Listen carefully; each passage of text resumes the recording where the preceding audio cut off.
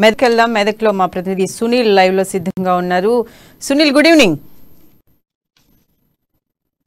Hello.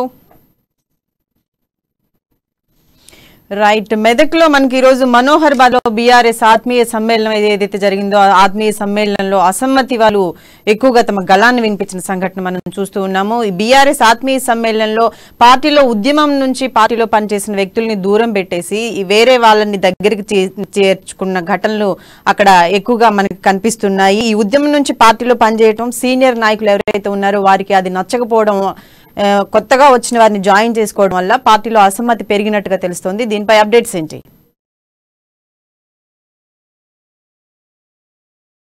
నిర్వహించారు. ఈ కార్యక్రమానికి ముఖ్య అతిథిగా రాష్ట్ర అటవీ శాఖ అభివృద్ధి chairman Onteru Pratap Reddy, ZP chairperson Hemalatha హాజరయ్యారు. ఈ నేపథ్యంలో సీనియర్ కార్యకర్త అయిన రమేష్ గౌడ్ మరికొంతమంది సభాస్థలి వద్దకు ఒక్కసారిగా దూసుకువచ్చారు.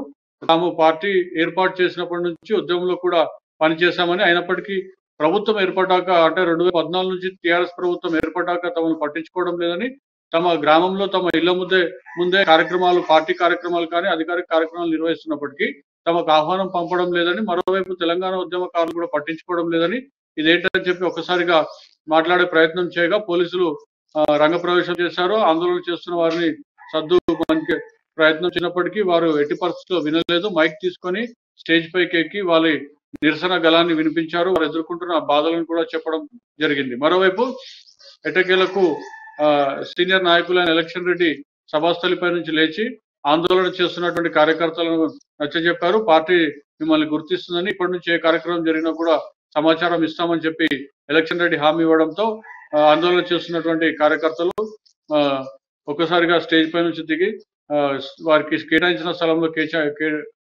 కేటాయించిన స్థలంలో కూర్చోవడంతో సభ సాఫీగా జరిగిందని చెప్పవచ్చు. అయినప్పటికీ ఒక్కసారిగా బీఆర్ఎస్ కార్యకర్తలు తమ నిరసన గళాన్ని వినిపించి సభాస్థలిపైకి దూసుకెళ్లడంతో ఒక్కసారిగా పరిస్థితి ఉద్రిక్తంగా మారింది.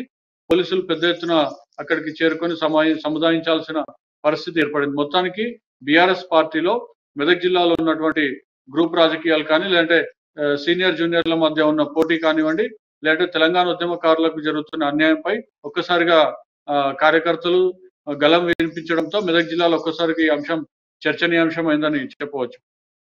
సునీల్, ముఖ్యంగా ఈ అసమ్మతివాదులు ఎటువంటి ప్రతిపాదనలు పెట్టారు ఆత్మీయ సమ్మేళనంలో? వాళ్ళకి జరుగుతున్న అన్యాయం ఏంటి? దానికి ఆ బీఆర్ఎస్ ఉన్న సీనియర్ నాయకత్వం ఏం నచ్చ చెప్పింది అనుకోవచ్చు? ముఖ్యంగా టీఆర్ఎస్ సీనియర్ కార్యకర్తలు చెప్తున్న మాట ఏంటంటే, తమను గుర్తించడం లేదు, తెలంగాణ ఉద్యమంలో మేము తీవ్రంగా పనిచేశాము, తెలంగాణ ఉద్యమాన్ని ముందుకు తీసుకెళ్లాం, తమ భుజాలపైన పార్టీ జెండాను మోసాం. మరోవైపు టీఆర్ఎస్ ప్రభుత్వం ఏర్పడ్డాక మొదటిసారిగా 2014 టీఆర్ఎస్ ప్రభుత్వం ఏర్పడ్డప్పటి నుంచి తమను పట్టించుకోవడం లేదని, ఇటీవలే పారాషూట్ లీడర్లు ఈ పార్టీలో చేరిన నేపథ్యంలో తమను పట్టించుకోకుండా పక్కన పెడుతున్నారని చెప్తా ఉన్నారు. మరోవైపు కేసీఆర్ నాయకత్వంపై నమ్మకం ఉన్నప్పటికీ స్థానిక నేతలు కానివ్వండి, స్థానిక ప్రజాప్రతినిధులు, నియోజకవర్గ స్థాయి నేతలు పట్టించుకోలేదని ఆవేదన వ్యక్తం చేస్తున్నారు. మరోవైపు నిన్న మన కొత్తగా వచ్చిన పార్టీలోకి వచ్చినటువంటి నాయకులకి పదవులు ఇవ్వడం ఏంటని చెప్పి ప్రశ్నిస్తున్నారు.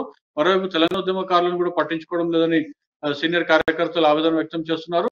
మరోవైపు ఇంత జరుగుతున్నప్పటికీ ఎఫ్డిఎస్ చైర్మన్ ప్రతాప్ మాత్రం తనకేం పట్టనట్టు కూడా వ్యవహరించారు. కేవలం ఎలక్షన్ రెడ్డి మాత్రమే సభాస్థలిపై నుంచి లేచి కార్యకర్తలు సముదాయించే ప్రయత్నం చేశారు. మరోవైపు చాలా రోజులుగా టీఆర్ఎస్ సీనియర్ కార్యకర్తలు పట్టించుకోకపోవడంతో వారు నిరసన గళం వినిపించే అవకాశం లేకపోయింది. కానీ ఆత్మీయ సమ్మేళనంలో సీఎం కేసీఆర్ చెప్పినట్టుగా తమలో మధ్యటువంటి సమస్యల పరిష్కారం కోసం ఆత్మీయ సమ్మేళనం నిర్వహించారు. కాబట్టి తమ మైక్ ఇవ్వాలి, తమ నిరసన గళాన్ని చెప్తాం.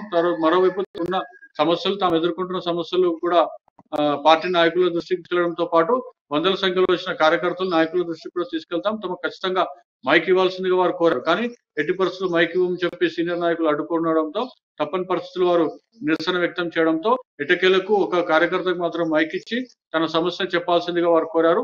తాను ఎదుర్కొంటున్న సమస్యలు సీనియర్ కార్యకర్త ఉన్నప్పటికీ తాను మండల స్థాయిలో పదవులు నిర్వహించినప్పటికీ తనను పట్టించుకోవడం లేదని, తన ఇంటి ముందు తన గ్రామంలో టీఆర్ఎస్ పార్టీ, బీఆర్ఎస్ పార్టీ కార్యక్రమాలు, ప్రభుత్వ కార్యక్రమాలు ఉన్నప్పటికీ తనకు ఆహ్వానం పంపకపోవడం ఏంటని, తాను పార్టీ ఆవిర్భావం నుంచి ఉన్నప్పటికీ నిన్న మన కొత్తగా పార్టీలో చేరిన నాయకులు మాత్రం పట్టించుకొని వాళ్ళకి ఆహ్వానం పంపడం ఏంటని చెప్పి వారు నిరసన గళం వ్యక్తం చేశారు. మొత్తానికైతే పరిస్థితిని సద్దుమణిగింపజేశారు సీనియర్ నాయకులు. కానీ పరిస్థితుల్లో మార్పు లేకపోతే మేము మళ్ళీ నిరసనలు వినిపిస్తామని చెప్తా ఉన్నారు. కానీ సీనియర్ నాయకులు మాత్రం హామీ ఇవ్వడంతో వారు సద్దుమణిగారు.